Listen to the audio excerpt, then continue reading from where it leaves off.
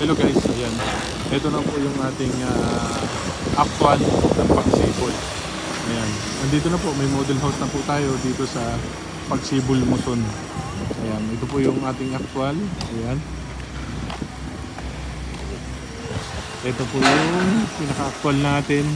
Nandito tayo sa gate 2. Ayan, alam mo gate 2 to eh. Doon sa kabila, gate 1.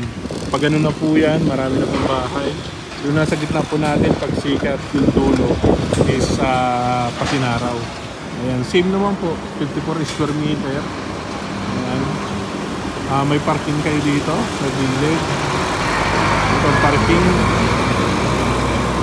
Ayan, kung ano yung dati natin pagsibol, yun pa rin ang pagsibol natin.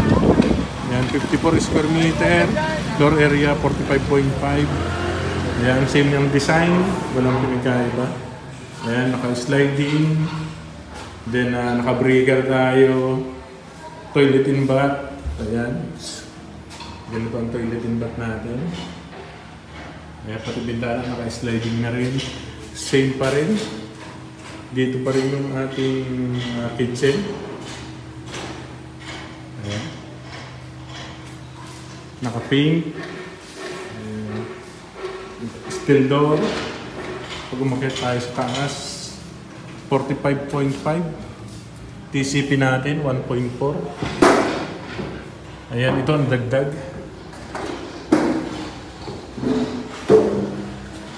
Ayan, ito yung ating taas. Okay. May harang na rin siya dito. Meron na siyang ganito. Turnover natin. Dati wala. Ayan ang nadagdag natin. Ayan, dalawang lagay ng aircon.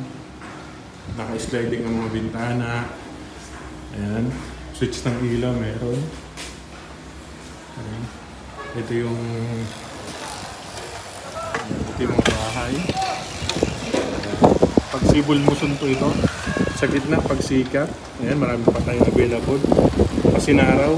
Ayan, konti na lang available natin dyan sa Pasinaraw.